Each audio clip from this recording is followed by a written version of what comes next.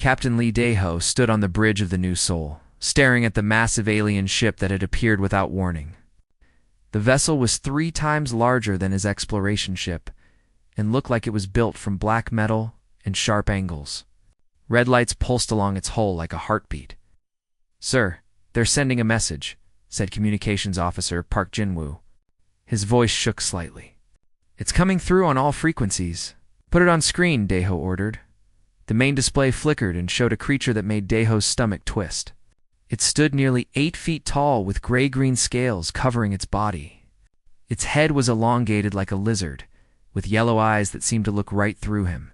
Sharp teeth filled its mouth when it spoke. "Greetings, humans of Earth," the creature said. Its voice was deep and cold. "I am Prime Minister Thesix of the Vorthok Empire. I speak for the Galactic Council." Daeho had heard rumors about the Galactic Council during humanity's first contact with other species 5 years ago. Most aliens refused to talk about it. Now he understood why. "The Council has observed your species for some time," Thesix continued. "You have reached the required level of technology and space travel. Therefore, you must now face the trials of ascension." "What trials?" Daeho asked, though he had a bad feeling he already knew. Thesix showed what might have been a smile, but it looked more like a threat. "Every species that wishes to join galactic civilization must prove their worth. You will send 3 champions to compete against other emerging species. The winner's people gain acceptance into the galactic order. The loser's face extinction." The words hit Daeho like a physical blow. "You're talking about murder." "I am talking about evolution," Thesix replied. "The universe has one law that governs all life. The strong survive by destroying the weak. This has been true for millions of years across thousands of worlds." On the bridge, Dr. Park Min-gi stepped forward. She was the ship's xenobiologist and had studied alien cultures for most of her career. Surely there must be exceptions. Species that found peaceful solutions. Thesix's eyes focused on her with interest. "Ah, yes. There have been several attempts at what you call peace. The Melodians refuse to participate in the trials. Their world is now a dead rock. The Crystari showed mercy to their opponents during combat. We had to shatter their crystalline cities to teach others not to make the same mistake." Minji's face went pale. She had read about both species in ancient alien texts. The Melodians had been known for their beautiful music that could make plants grow faster. The Crystari created art from living crystal that responded to emotions. "You killed entire civilizations because they wouldn't fight," she whispered. "We preserved the natural order," Thesix corrected. "Violence is not just expected in the trials. It is worshipped. It is the highest form of evolution. Species that cannot kill their competitors are too weak to deserve existence." Daeho felt sick, but he kept his voice steady. "What if we refuse to participate? Then you join the Melodians and Crystari in extinction. Your choice is simple. Send 3 champions to the arena world of Kathros in 30 rotations, or watch your homeworld burn." The screen went black. The alien ship disappeared as quickly as it had arrived, leaving the New Seoul floating alone in space. For a long moment, nobody spoke. Then Min-gi sank into a chair, her hands shaking. They destroyed entire species just for being peaceful. Billions of beings died because they wouldn't kill others. "How many species has this council eliminated?" asked Science Officer Dr. Osulji. "According to the database fragments we've collected over the years, probably hundreds," Min-gi replied. "Maybe thousands. Every species that currently exists in the galaxy earned their place by proving they could destroy others." Daeho activated the ship's communication system. "All hands, this is the captain. We're returning to Earth immediately.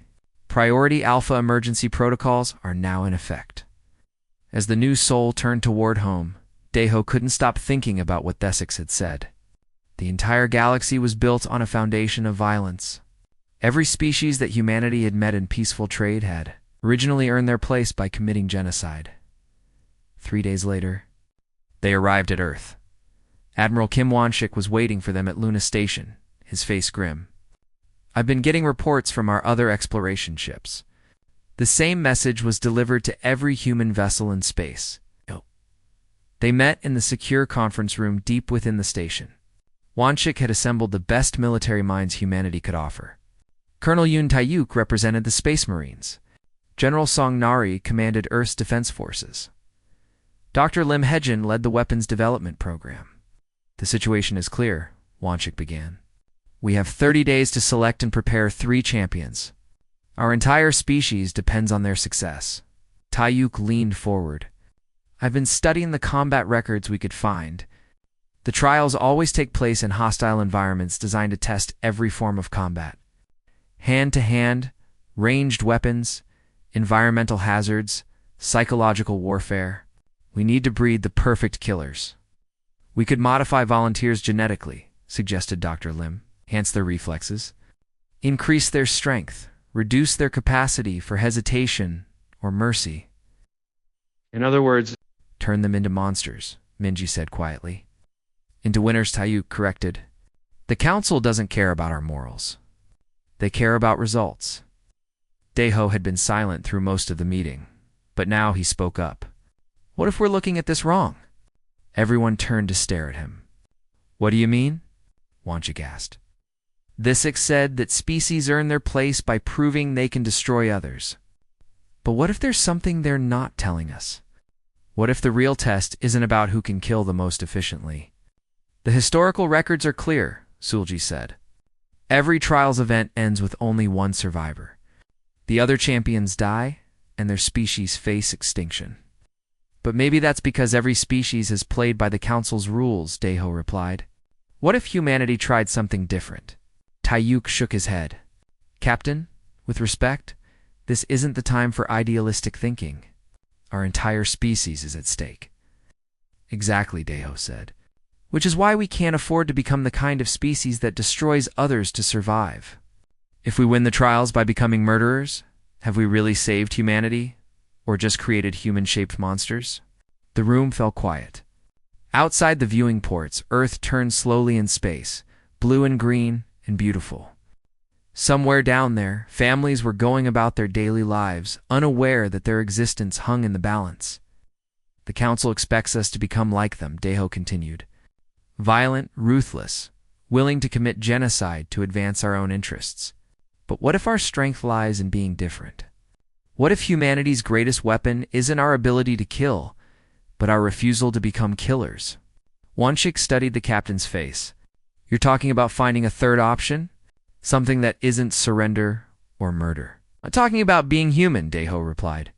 Whatever that costs us, it's the fate of humanity now rested on whether they could find a way to win without losing their souls in the process. 2 weeks had passed since the council's ultimatum, and Earth was in chaos. Every government on the planet had been informed of the situation. Emergency sessions ran day and night as leaders tried to figure out how to save humanity from extinction. Colonel Yun Taiyuk stood in the training facility beneath Seoul, watching his best soldiers practice combat simulations. These men and women represented the finest fighters humanity could produce. They had trained in zero gravity, mastered energy weapons, and studied every piece of information about alien combat techniques that Earth's databases contained. The new combat drugs are ready for testing, reported Sergeant Lee Kung-ho. He held a small vial of blue liquid that would enhance a soldier's reflexes by 300% and eliminate their fear response completely. Taiyuk nodded. Begin trials immediately. We have 16 days left. He turned to address the assembled soldiers. You all know what's at stake. If we fail, every human being dies. I don't care if we have to turn ourselves into machines. We will win these trials. Private Namjazu raised her hand. At 24, she was the youngest soldier in the elite unit, but her tactical scores were perfect. She had never lost a single battle simulation, no matter how impossible the odds seemed. Colonel, I've been studying the alien species we might face. The Vorthok have natural armor and claws. The energy beings can pass through solid matter. How do we fight enemies that our weapons might not even affect? By being more ruthless than they are, Taiyuk replied. The Council respects only strength. We show them that humans can be the most dangerous predators in the galaxy. Meanwhile, in the research labs of Tokyo University, Dr. Osulji was discovering something that made her hands shake as she read. She had been digging through the suppressed archives of alien civilizations, looking for any species that had tried alternatives to violence in the trials. Dr. Park, you need to see this, she called to her colleague Minji, who was examining alien biological samples. Mingi walked over to Sulji's computer screen. What did you find? Evidence of 17 different species that attempted non-violent approaches to the trials over the past million years, Sulji said. But here's the strange part.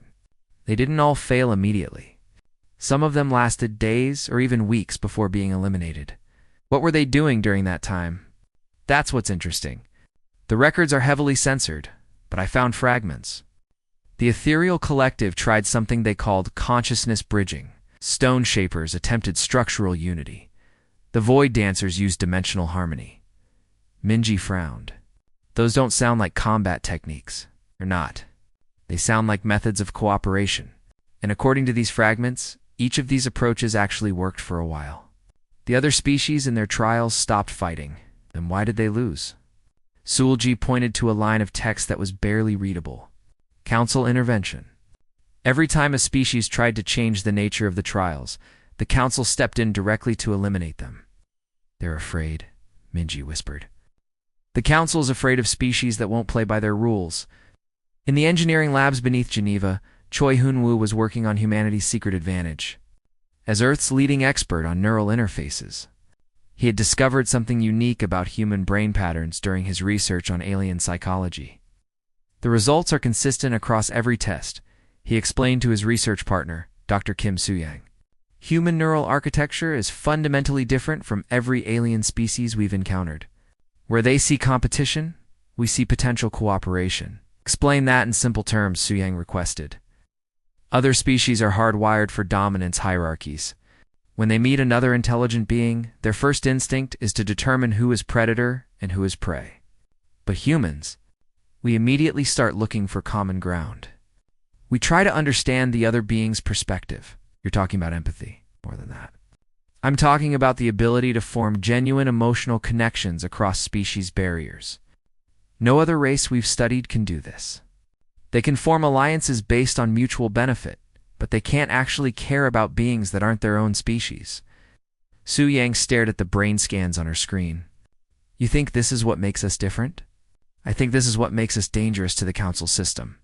Their entire galaxy is based on species staying separate, viewing each other as competitors. But if humans can actually make friends with other species, we could unite them against the Council. 3 days later, the selection was announced. 3 humans would represent their species in the trials. The military had pushed hard for their enhanced super soldiers, but the final decision came from an unexpected source. Captain Daeho had requested permission to choose the champions personally. He had spent days interviewing candidates, not just testing their combat abilities, but understanding who they were as people. His first choice was Corporal Nam Jisoo. Her tactical genius was unquestionable. But what impressed Daeho was her ability to find solutions that saved lives rather than just winning battles. In every simulation, she looked for ways to complete the mission with minimal casualties. Why do you want to do this? Daeho asked her during their interview. Someone has to, she replied simply. And because I think there might be a way to win without becoming monsters, I just have to figure out what it is. His second choice surprised everyone. Dr. Limbora was not a soldier. She was a diplomat who had learned to speak 17 different alien languages. She had never fired a weapon in her life. The trials are combat, Taeyuk protested when he heard about her selection. She'll be killed in the first minutes. The trials are about proving fitness to join galactic civilization, Daeho corrected. Combat is just the method they've always used. But maybe there are other ways to prove worth. Bora was nervous, but determined. I've studied every alien culture we've encountered. They all have concepts of honor, duty, and respect. Maybe if I can communicate with the other champions, find common ground, ... You think you can talk them out of trying to kill you? I think I can show them that killing isn't the only option. The third choice was pilot Kong Min-soo, whose reflexes in spacecraft were so fast that some people thought he was psychic. But Daiho chose him for a different reason. Minsu had once risked his own life to rescue alien traders whose ship was failing. He hadn't hesitated to help beings from another species. The traders weren't even grateful, Minsu had said afterward. Their culture doesn't understand why anyone would help strangers. But that's exactly why I had to do it. As the three champions prepared for departure, Earth held its breath. Half the planet thought they were heroes. The other half thought they were walking to certain death. Colonel Taiyuk made one final attempt to change the plan. It's not too late to send real warriors. These three are brave, but bravery won't stop alien claws from tearing them apart. Captain Daiho watched the new soul being prepared for launch. Colonel, every species that has succeeded in the trials did so by being better killers than their opponents. But maybe that's because no one has ever tried to be better at something else. Better at what? At being worth saving. Dr. Minji approached with her final research report. Captain, I found something else in the archives. Every species that was eliminated by the Council had one thing in common. They all tried to change the trials alone. They never worked together. What are you suggesting? I'm suggesting that maybe the real test isn't whether humans can defeat other species. Maybe it's whether we can unite them. The champions boarded the new soul for their journey to the trials. None of them knew if they were flying toward humanity's salvation or its doom. But they all shared one belief that set them apart from every other species that had faced the Council's test. They believed that making friends was more powerful than making enemies. Soon, they would discover if the universe agreed with them. The ship launched toward the stars, carrying humanity's hope and its most dangerous idea, that cooperation might be evolution's true purpose.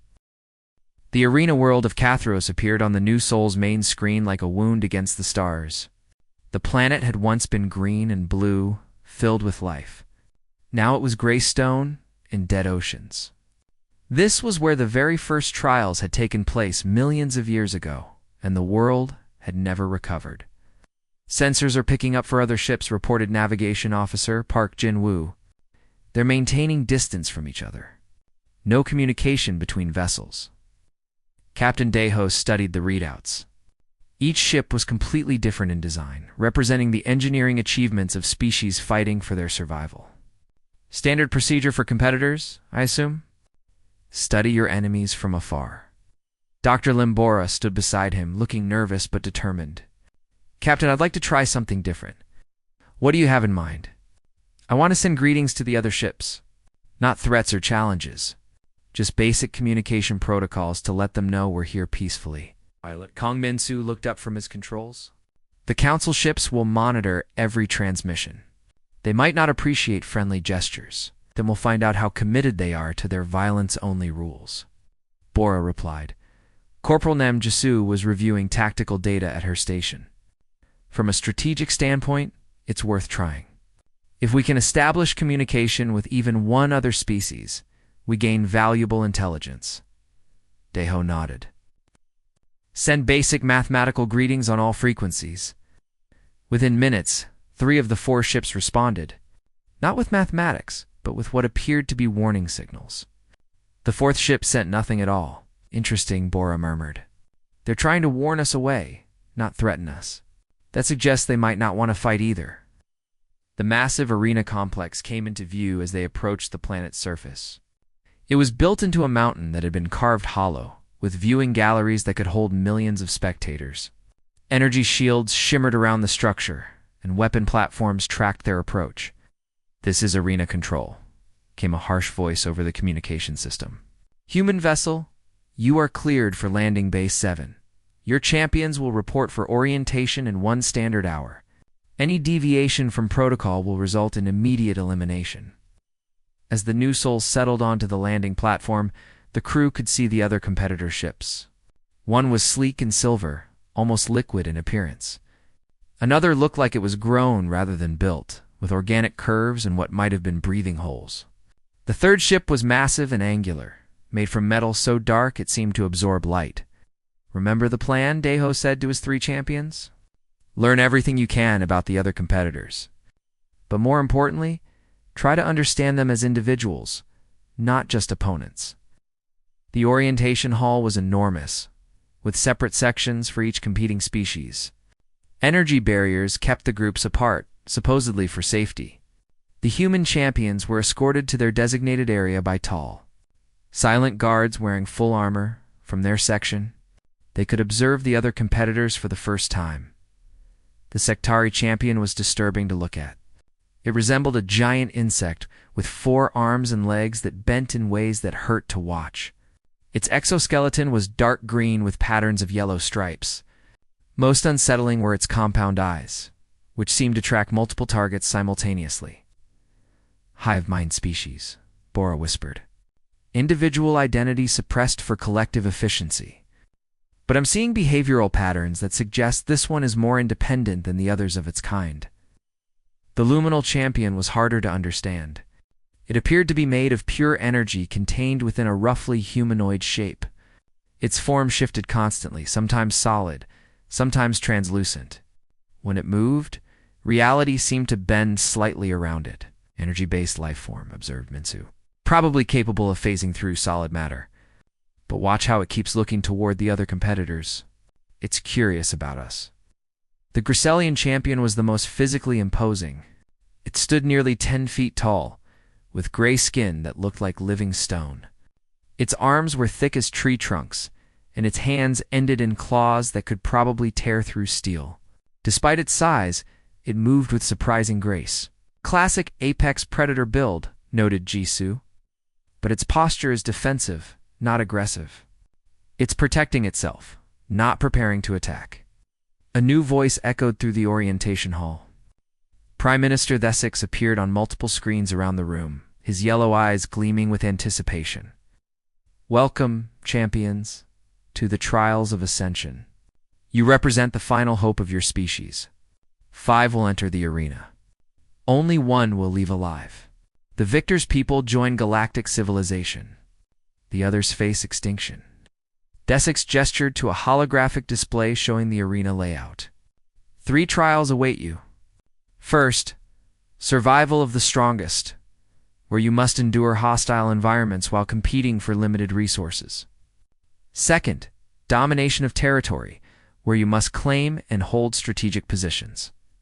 Finally, elimination of weakness, where you will face each other in direct combat until only 1 remains. The display showed footage from previous trials, species the humans had never seen tearing each other apart in desperate combat, champions dying as their homeworld populations watched helplessly. The message was clear. This was not a game. You have 6 hours to prepare, Thesix continued. Use this time to study your opponent's weaknesses. Plan their destruction. Embrace the violence that evolution demands. When the screens went dark, an uncomfortable silence filled the hall. The champions from different species stared at each other across the energy barriers, knowing that soon they would be expected to kill. That's when Dr. Bora did something that shocked everyone present. She walked to the edge of her section's energy barrier and began to sing. It was a simple human lullaby, something mothers sang to their children across cultures. The melody was universal, speaking of safety and comfort and love. Her voice carried clearly through the hall. The effect was immediate and unexpected. The Griselian champion stopped pacing and turned toward the sound. The luminal's energy form stabilized, taking on a more solid appearance. Even the Sectari ceased its constant movements and focused on Bora. The arena guards moved forward, clearly intending to stop this breach of protocol. But before they could act, something unprecedented happened. The luminal champion began to emit a harmonic frequency that complemented Bora's singing. It didn't have vocal cords, but it could modulate its energy field to create beautiful sounds. The Griselian started a low, rhythmic humming that provided a bass foundation for the impromptu concert. Its species had once been known for their stone songs before the council suppressed such weaknesses. The Sectari clicked and buzzed in patterns that somehow fit the melody perfectly. Individual expression that the hive mind had tried to eliminate was breaking through. For 3 minutes, 4 species sang together across the barriers that were meant to keep them apart. The arena guard stood frozen, unsure how to respond to this violation of every protocol they knew. When the song ended, the champions looked at each other differently, not as prey or predators, but as beings capable of creating beauty together. Dr. Bora approached the energy barrier, separating her from the Griselian champion. She placed her hand against the energy field and spoke in the basic trade language most spacefaring species understood. "My name is Bora. I am here because my people sent me, but I do not want to kill you." The Griselian champion considered this for a long moment. Then it placed its massive clawed hand against the barrier opposite hers and spoke in a voice like grinding stone. "I am Kozak. My people expect me to die with honor. But perhaps there is honor in refusing to kill." The luminal drifted closer and spoke in a voice like wind chimes. "I am Flux 7 Prime. My collective ceased to feel emotions eons ago. But your music created something in me that my people call impossible." The sectari approached last, its movements jerky as it fought against hive mind conditioning. Drone units ETA reporting individual thought patterns. The collective demands compliance. But I find myself curious about your concept of cooperation. Around the arena, automated cameras recorded everything. In viewing galleries across the galaxy, billions of beings watched as something unprecedented occurred. Champions from different species, trying to understand each other instead of planning each other's destruction in the council chambers. Alarms began to sound. This was not how the trials were supposed to proceed. Emergency sessions were called as the ruling powers faced a situation they had never encountered before. On the new Sol, Captain Deho watched the camera feeds with growing hope and terror. His champions were succeeding beyond his wildest expectations. They were forming connections with beings from other worlds, but he knew the Council would not allow this to continue. The real test was just beginning, and it would determine not just humanity's fate, but the future of the entire galaxy. The champions had 6 hours to prepare for trials designed to force them into violence. Instead, they were spending that time learning to be friends. Whether friendship would prove stronger than fear remained to be seen. The first trial began at dawn. The 5 champions stood at separate entry points to the arena, energy barriers keeping them apart until the signal was given. Above them, massive viewing screens showed their faces to billions of spectators across the galaxy. "Survival of the strongest," announced the arena's computer system. "The environment will become increasingly hostile. Resources are limited. Only the strongest will survive." Corporal Namjasu checked her equipment one final time. She wore lightweight armor and carried basic survival gear. No weapons had been provided, which meant the champions were expected to improvise or use their natural abilities. Against each other, the barriers dropped with a sharp sound. And the 5 champions entered the arena. The space was enormous, designed to look like a dying world. Cracked ground stretched in all directions, with deep chasms opening without warning. Strange plants grew from the soil, some of them moving in ways that suggested they might be dangerous. In the distance, toxic yellow clouds drifted across the landscape. Most disturbing were the sounds. Metal groaning as structures somewhere in the arena began to collapse. The hiss of gas escaping from underground. A low rumbling that suggested the entire environment was unstable. According to the rules Thisix had explained, this was where the champions should scatter and begin hunting each other. The arena was designed to force conflict as resources became scarce and the environment turned deadly. But the Sectari champion, Dranu Nightseta, did something that had never happened in the history of the trials. Instead of attacking, it called out in the trade language. "Toxic gas concentrations increasing in Sector 7. Recommend group movement to higher elevation." The Griselian champion Kozak had been moving toward what looked like a defensible position among some rocks, but when it heard Zeta's warning, it stopped and looked around at the other champions. Jisoo was already analyzing the tactical situation. Her training told her to find the best position and defend it against all comers, but her human instincts told her something different. "Zeta's right," she called out. "The gas is spreading faster than any individual can avoid. We need to work together, or we all die." In the viewing galleries, silence fell. Species that had watched thousands of trials had never seen champions cooperate. The arena cameras focused on each face, trying to capture the moment when survival instincts would override this impossible behavior. The luminal champion. Flux 7 Prime flickered between solid and energy forms as it approached the others. My analysis confirms the environmental threat. Cooperation increases survival probability for all participants. Kozak looked toward the growing toxic clouds and made a decision that went against millions of years of Gracelian evolution. Instead of claiming the high ground for itself, it gestured for the others to join it. My people's strength can clear a path through the unstable terrain, but I cannot carry all necessary supplies alone. Dr. Bora felt her heart racing as she approached the group.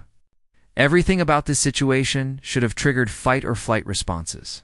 Instead, she found herself thinking about the lullaby they had shared and how these beings had responded to beauty instead of violence. I have medical supplies, she said, and knowledge of basic alien biology. If anyone gets injured, we help them, Jisoo finished. That's what we do. The arena system began its next phase. The ground beneath their feet started to crack more violently. Geysers of superheated steam erupted randomly across the landscape. According to the original design, this was when the champions should have been forced into closer contact, leading to inevitable conflict. Instead, the 5 beings worked together with an efficiency that stunned the observers. Kozak used its massive strength to move fallen debris and create safe paths through the unstable ground. Its natural armor protected it from the worst of the environmental hazards, allowing it to scout dangerous areas. Zeta's compound eyes could track multiple threats simultaneously. It called out warnings about steam vents, unstable ground, and toxic gas pockets before anyone else could see them coming. Flux-7 Prime could phase partially through solid matter, allowing it to check the stability of structures and find hidden dangers. Its energy form was unaffected by most of the environmental toxins. Jisoo coordinated their movements with tactical precision, turning their different abilities into a unified survival strategy. She plotted routes that used each champion's strengths while protecting their weaknesses. Bora treated injuries as they occurred and kept everyone's morale up by maintaining communication between species with different ways of thinking. When a massive section of the arena floor collapsed, creating a chasm that seemed impossible to cross, the champions faced their first real test. Individual crossing attempts have a 90% failure rate calculated. Flux 7 Prime agreed, said Jisoo. But if we work together, Kozak positioned itself at the edge of the chasm and braced its legs against solid rock. I can anchor a bridge, but I cannot reach across alone. Flux 7 Prime extended its energy form, stretching across the gap like a living rope. I can provide connection, but I cannot support significant weight in this configuration. Zeta began spinning silk-like webbing from glands that most people didn't know the Sectari possessed. Hivemind engineering knowledge suggests reinforcement pattern, Tata 7. Working together, they created a bridge that none of them could have built alone. Kozak's strength anchored it, Flux 7 Prime's energy provided the span, and Zeta's webbing gave it structure. Bora and Jisoo tested each section to make sure it was safe in the viewing galleries. Species that had never seen cooperation began to whisper among themselves. What they were watching challenged everything they believed about evolution and survival. The arena system responded by escalating the environmental threats. Automated defense systems that were supposed to activate only if champions tried to escape were turned on the group. Hunter-killer drones emerged from hidden panels in the walls. The council is cheating, Bora realized as laser blasts began raining down around them. These weren't part of the original trial parameters. They're trying to force us back into violence, Jisoo said, analyzing the attack patterns.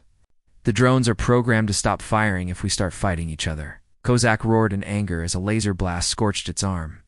Every instinct in its body screamed for it to lash out at the nearest target.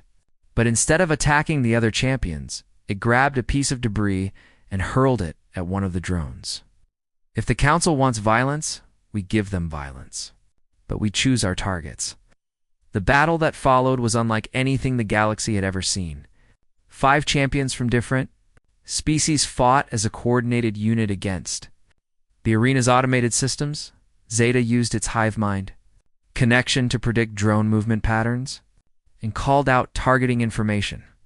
Kozak hurled debris with devastating accuracy while using its armored body to shield the others. Flux 7 Prime phased through drone energy shields and disrupted their power systems from within. Jisoo coordinated their attacks with military precision, turning their diverse abilities into an unstoppable force. Bora found ways to communicate tactical information across species barriers. Keeping everyone informed and focused, the drones weren't programmed to fight coordinated opponents. They were designed to attack individual champions who were already weakened from fighting each other, against a unified group that protected each other's weaknesses. The machines were helpless. Within an hour, every hunter-killer drone in the arena had been destroyed. The 5 champions stood together among the wreckage, breathing hard but alive. For the first time in the history of the trials, all competitors had survived the first test in the council chambers. Emergency alarms screamed as administrators tried to figure out what to do next. The trials had rules, but those rules had never accounted for champions refusing to kill each other. Prime Minister Thesix paced back and forth, his scaled face twisted with rage. This is unacceptable. The entire foundation of galactic order depends on species proving their strength through violence. The humans have contaminated the other champions, snarled another council member. They're spreading weakness, like a disease. But in viewing galleries across the galaxy, a different reaction was taking place. Species that had been conquered, enslaved, or suppressed for millennia were watching 5 beings prove that cooperation was stronger than competition. On worlds where the weak had been systematically eliminated, hidden populations began to emerge from their hiding places. If these 5 champions could survive by working together, maybe there was hope for a different kind of future. The first trial was over, but its real impact was just beginning. The champions had done more than survive environmental hazards. They had survived the Council's attempts to force them into violence and across the galaxy. Billions of beings were starting to wonder if the law of evolution through violence was really as universal as they had been told. The second trial would test whether this impossible alliance could survive when the stakes were raised even higher. The council chambers had never seen such chaos. Desix slammed his clawed fist on the table as holographic displays showed the impossible results of the first trial. All 5 champions were alive. No blood had been spilled between species. The very foundation of galactic law had been challenged. Immediate disqualification, demanded council member Vexetera, her insectoid features clicking with agitation. The humans have corrupted the sacred nature of the trials. On what grounds? Asked council member Drathan, his crystalline form pulsing with uncertain light. They completed the survival test. All participants demonstrated fitness. They refused to kill. Thesix hissed. Evolution demands that the weak be eliminated. These champions showed mercy, which proves they are unfit to join galactic civilization. But other council members were not so certain. The trials had ancient rules that even they could not simply ignore. The champions had survived. By the strictest interpretation of the law, they had passed the first test. We continue, decided Elder Morthok, the oldest member of the council. But we increase the pressure. The second trial will force them to compete directly for limited resources. Cooperation will become impossible in the arena's medical facility. The 5 champions were being treated for injuries from their battle with the hunter-killer drones. Dr. Bora worked alongside alien medical systems, learning how to treat injuries on beings whose biology was completely different from humans. Your wound is healing faster than expected, she told Kozak, as she applied medical gel to the laser burn on its arm. Grisellian physiology must have excellent regenerative abilities. Kozak watched her work with something like wonder. On my world, medical care is given only to those who prove their strength in combat. The injured are left to heal themselves or die. I have never experienced healing given freely. Flux 7 Prime flickered between solid and energy forms as it observed the interaction. My collective eliminated what you call compassion 3 million cycles ago. We determined it was inefficient. But watching your behavior patterns, I begin to question that decision. Drone Unit Saida was sitting nearby, its compound eyes tracking multiple conversations simultaneously. But unlike other members of its species, it was focusing on individual voices rather than the collective hive mind input. The hive mind is experiencing confusion, Zeta reported. Individual actions that prioritize group survival over personal advancement are creating new neural pathways. The collective does not understand why I am choosing to help instead of dominate. Corporal Jisoo was reviewing tactical data from the first trial on her portable computer. According to my analysis, our combined efficiency was 300% higher than any individual could have achieved. We're not just surviving by working together. We're becoming stronger. But the Council will not allow this to continue, Bora said quietly. They're going to make the next trial impossible to complete without violence. She was right. The second trial was announced 6 hours later. Domination of territory. The arena had been reconfigured into 5 separate zones, each containing resources necessary for survival. Food, water, shelter materials, and medical supplies were distributed among the territories. According to traditional rules, each champion was supposed to claim and hold one zone, fighting off all challengers. The zones are designed to create scarcity, Jisoo observed as they studied the layout. There's enough total resources for everyone. But they're distributed so that no single zone has everything needed for survival. Classic manipulation technique, agreed Flux 7 Prime. Force competition by creating artificial shortage. So what do we do? Asked Bora. Kozak stood up slowly, its massive frame casting shadows in the preparation area. On my world, warriors fight over territory because they believe strength comes from taking what others have. But I am learning that strength can also come from sharing what we possess. You're suggesting we divide the territories based on our abilities rather than fighting for them? Jisoo asked. I am suggesting we prove that cooperation is more evolved than competition. When the second trial began, the champions did something that had never been attempted in galactic history. Instead of racing to claim the best territory, they moved to the zones that best suited their natural abilities. Kozak took the zone with heavy construction materials and defensive positions. Its strength allowed it to build fortifications that could protect all 5 champions. Zeta moved to the zone with complex technical equipment and puzzle-based resource locks. Its hive mind knowledge could solve problems that would take others days to figure out. Flux 7 Prime went to the zone with energy-based systems and power sources. Its ability to interface directly with technology made it the natural choice for maintaining the equipment everyone needed.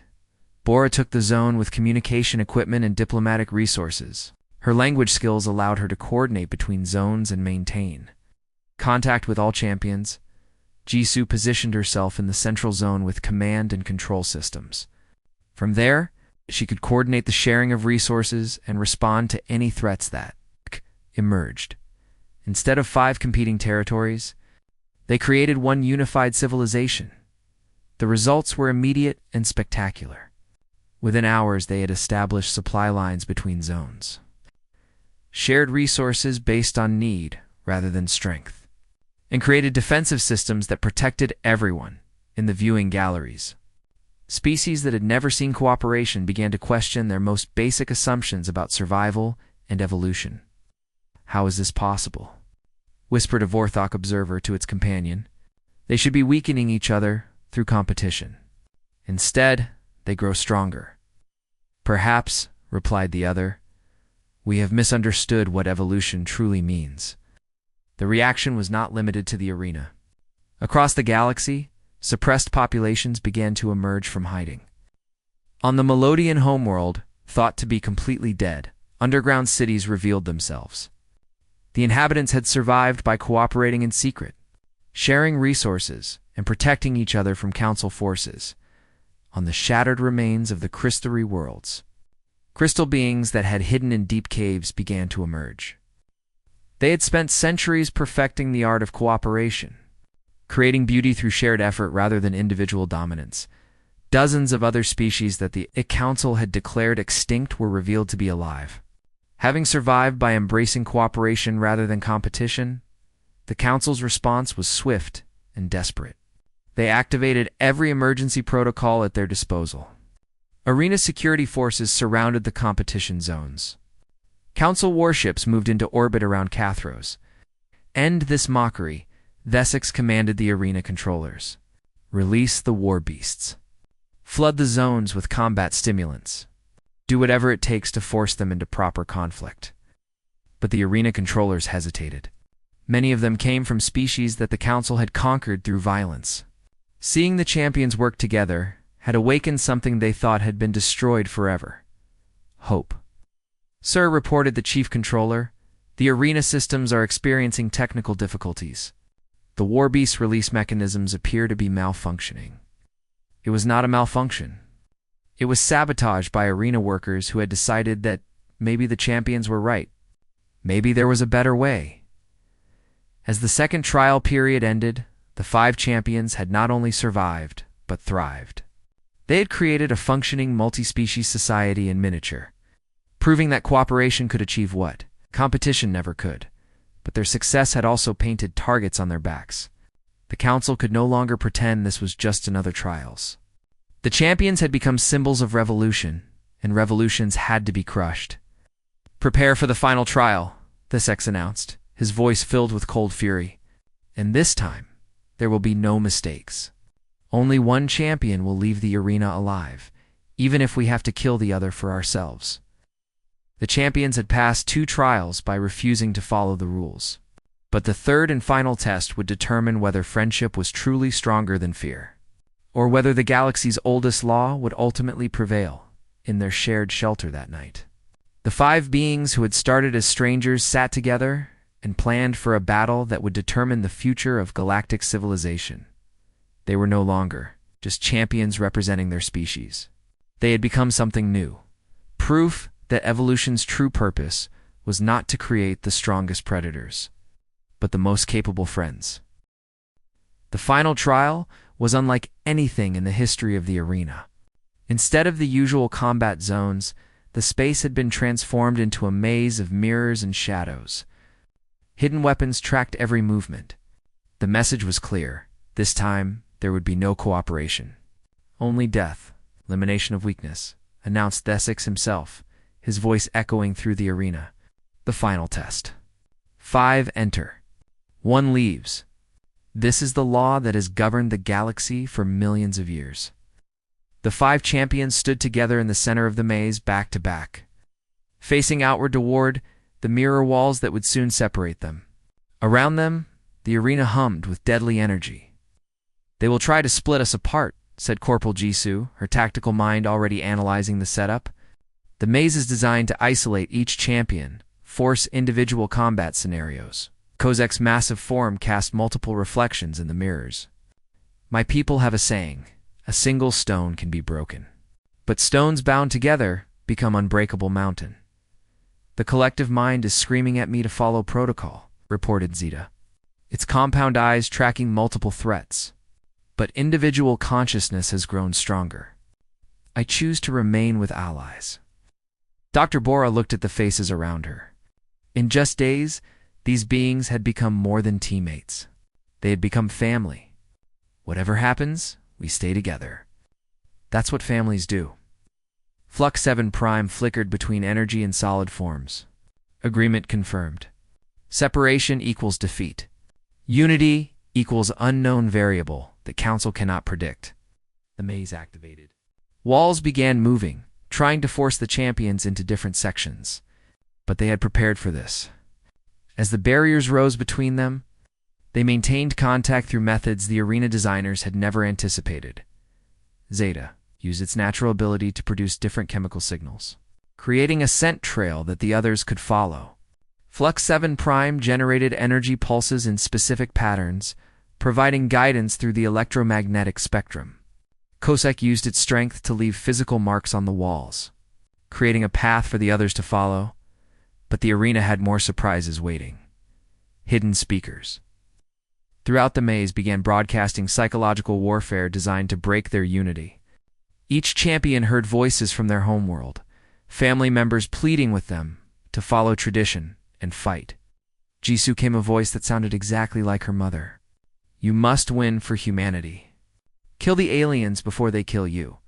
That is the only way our people survive. Kozak rumbled a voice like his father's. You shame our bloodline by showing weakness. A true Grisellian conquers or dies trying. Unit Zeta buzzed the collective hive mind directly into its consciousness. Return to proper function. Individual behavior threatens species survival. The voices were fake, generated by arena computers that had analyzed psychological profiles. But they were convincing enough to create doubt and fear. Bora recognized the attack for what it was. Don't listen, she called out through the maze. They're trying to make us afraid of caring about each other. But the arena was not finished. Automated systems began releasing combat stimulants into the air. Chemicals designed to increase aggression and reduce empathy. The substance had been used in previous trials to ensure that champions would fight even if they preferred not to. Kozak felt the chemical effects immediately. Its vision turned red, and every instinct screamed for violence. But instead of attacking the others, it began punching the arena walls, using its anger against the system, trying to control it. Fight the chemicals, it roared. Remember why we are here. Remember what we have built together. Flux 7 Prime's energy form began to fluctuate wildly as the stimulants affected its consciousness.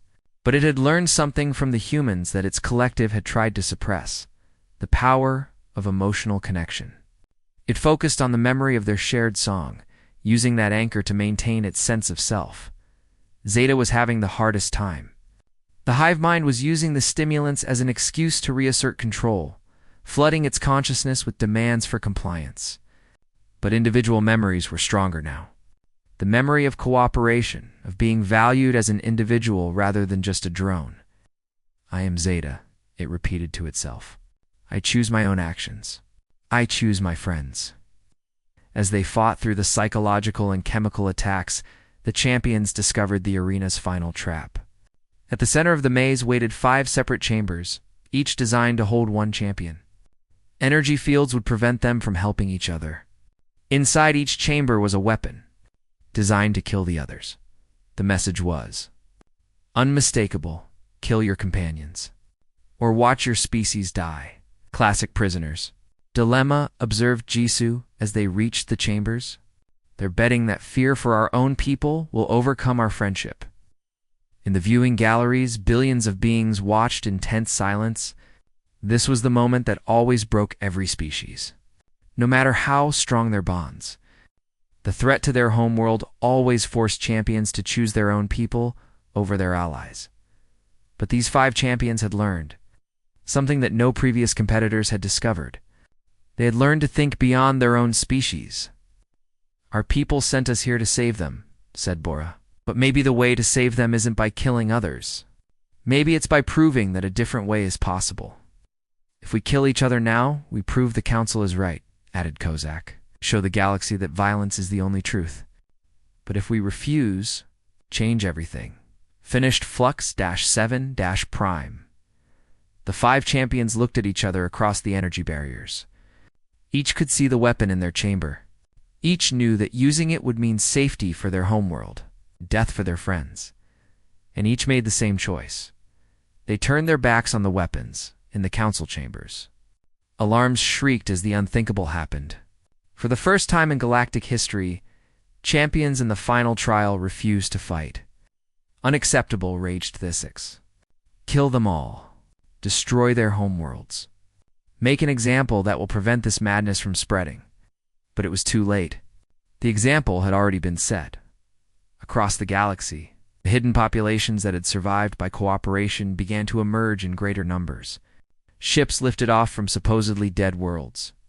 Communications networks that had been silent for millennia suddenly came alive with messages of hope. The revolution had begun.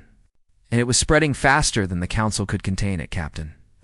Daeho watched from the new Sol as rebel ships began appearing throughout the star system. All human vessels, this is Captain Daeho. Prepare for evacuation operations. We're about to have company. The champions had refused to kill each other, but now they faced a different kind of trial. The Council was preparing to end the games by force, and the galaxy was choosing sides. The final battle would determine whether friendship truly was stronger than fear, or whether the old ways of violence would crush this new hope before it could take root. But for the first time in millions of years, the outcome was not certain. The champions had introduced a variable that the Council had never faced before: beings willing to die for each other rather than kill for themselves. The arena shook as Council warships moved into attack position above the planet. Thesix had decided that if the champions would not kill each other, he would kill them all and destroy their homeworlds. As an example to the galaxy. But something unprecedented was happening in the space around Cathros. Ships were arriving from across the galaxy, not to watch the trials, but to join the revolution. The first to arrive were the Melodians, their vessels singing through space with harmonics that had been silenced for centuries. Behind them came the Crysteri, their ships grown rather than built, beautiful structures that reflected light and patterns of hope. "This is impossible," snarled Council member Vexthera as reports flooded in. The Melodians were eliminated. The Crysteri were shattered. "They were hiding," replied Admiral Drathon, his crystalline form flickering with uncertainty, waiting for someone to prove that cooperation was possible. More ships appeared. Species that the Council had conquered, enslaved, or marked for elimination revealed they had survived in secret. They had been watching the trials, learning from the champions, and preparing for this moment in the arena. The 5 champions felt the building shake as weapons fired in the space above them. They were trapped in the maze, but they could hear the sounds of battle through the arena's hull. "The Council is fighting someone," observed Zeta, its compound eyes tracking the vibrations. Multiple ship signatures. This is not a normal trial's conclusion. Flux 7 Prime extended its energy senses, reading electromagnetic patterns through the arena's systems.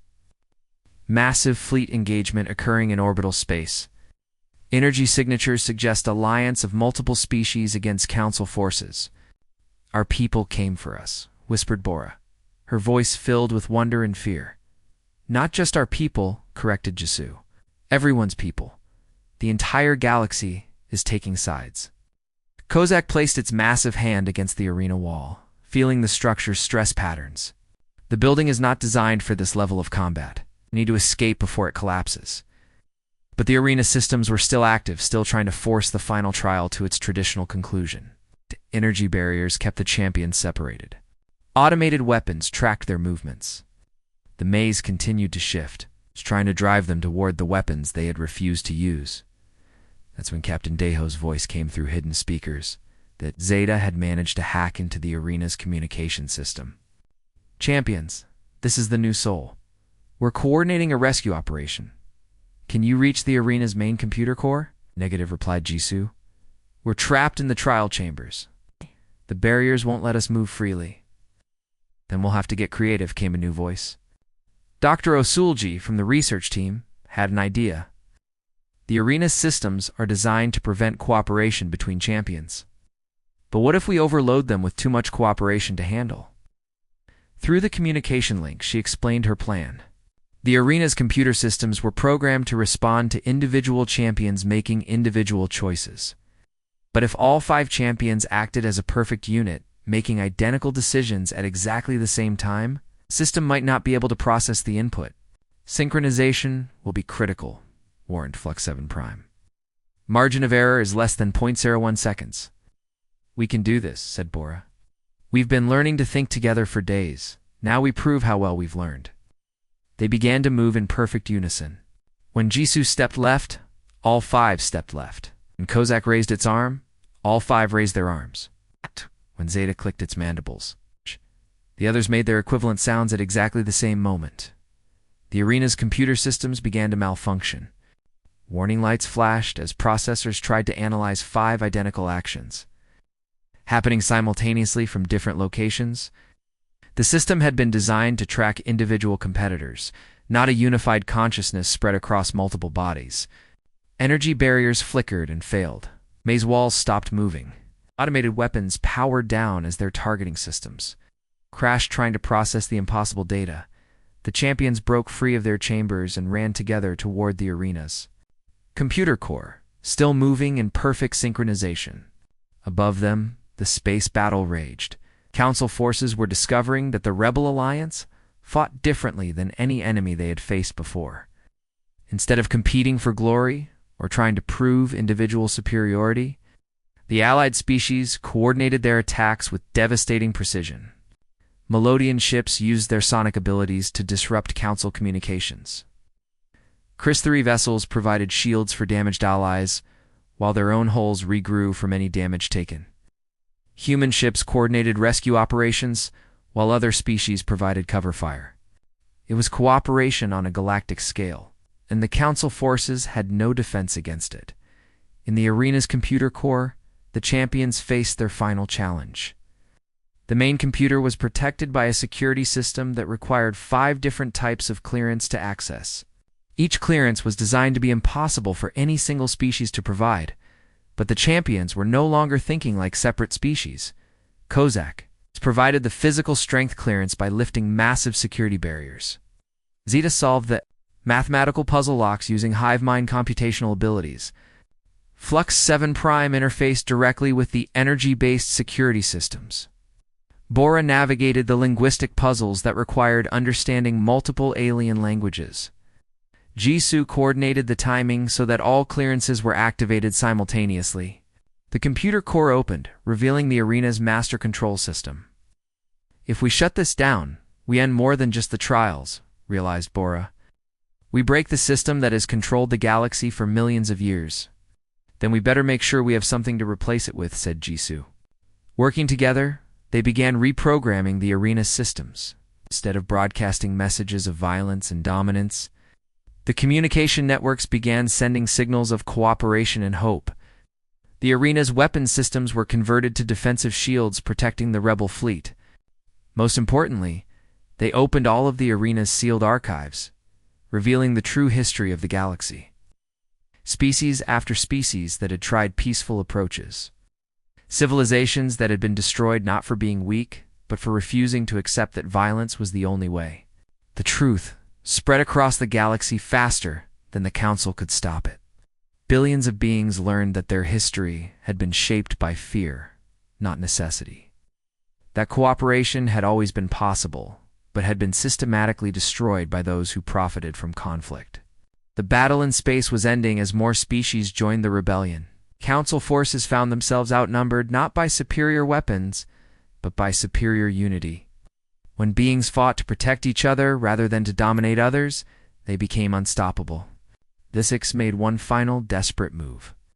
He activated the arena's self-destruct system, trying to kill the champions and destroy the evidence they had uncovered. But the champions were no longer alone. Throughout the arena, species that had been hiding in service roles revealed themselves.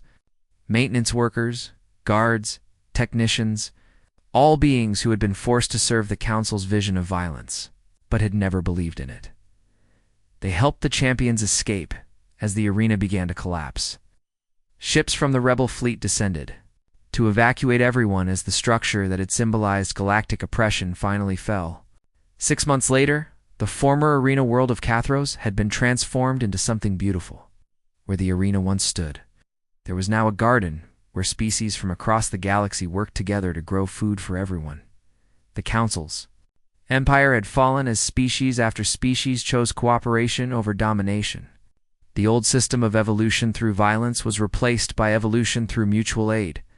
The 5 champions, now called the First Friends throughout the galaxy, served as ambassadors and teachers. They traveled between worlds, showing other species how cooperation could achieve what competition never could. Dr. Bora established the Galactic Harmony Institute, where beings from different species learned to communicate and work together. Corporal Jisoo founded the Cooperative Defense Alliance, proving that protection was more effective than aggression. Kozak became the first Grisellian poet in centuries, using its people's strength to build rather than destroy.